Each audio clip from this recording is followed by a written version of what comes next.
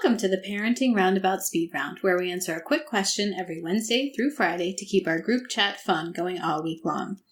So, I don't know if you know this, but there has been a raging debate on the internet recently about the very hot topic of whether or not you use a top sheet on your bed. Or do you just... The internet just needs to go lie down. I know. It's on par with is the dress black and blue or white and gold or whatever.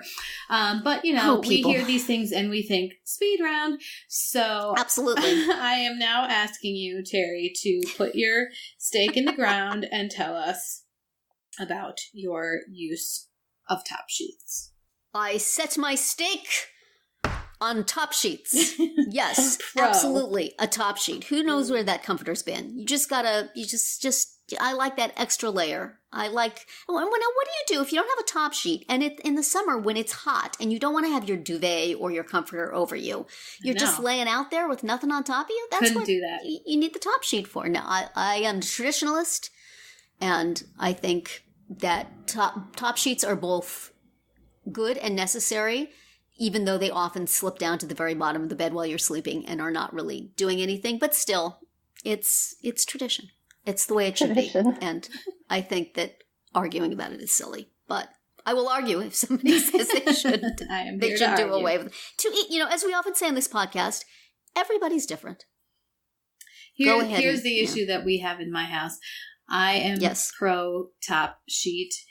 And also multiple other coverings. And my husband is constantly kicking them all off, pulling them out from the corners, just generally thrashing around and causing all kinds of havoc. And it's hard, I can understand why people want to sleep in separate beds. Forget this. When they have such very different feelings and needs when it comes to their bedding.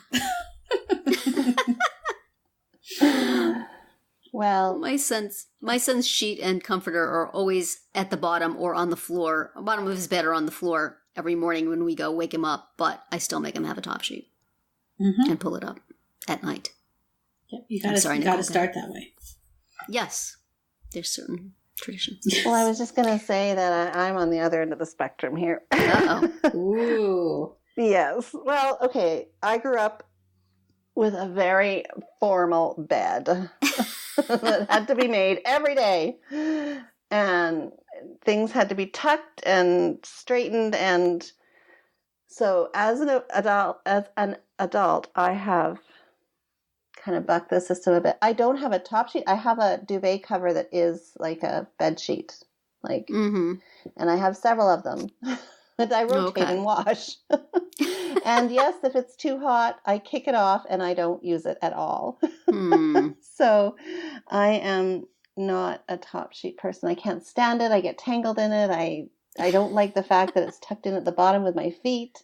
I feel like I'm like closed and claustrophobic. Like when I go to a hotel, it's like, I keep it there, but I rip out the bottom part so that my feet can get some air. Get some ventilation, air flowing through. As a short person, I never feel particularly constricted by the bed being tucked in at the bottom because my feet don't come anywhere near there anyway. It's one of my concerns. So I have rejected. I have pushed back on the whole, top sheet thing. Yes, but you would not particularly feel a need to pick a fight on the internet over it. No, I have other things to pick fights about. Well, there you go. There you go. That'll be it for today's argumentative speed round. Come back tomorrow for another question and visit parentingroundabout.com for all our group chats and other weekly episodes. Hey, before you speed off from this speed round, please consider listening to all our podcast episodes, short and long, on the Radio Public app. It costs you nothing, and we get a little change for every listen. Thanks for the support.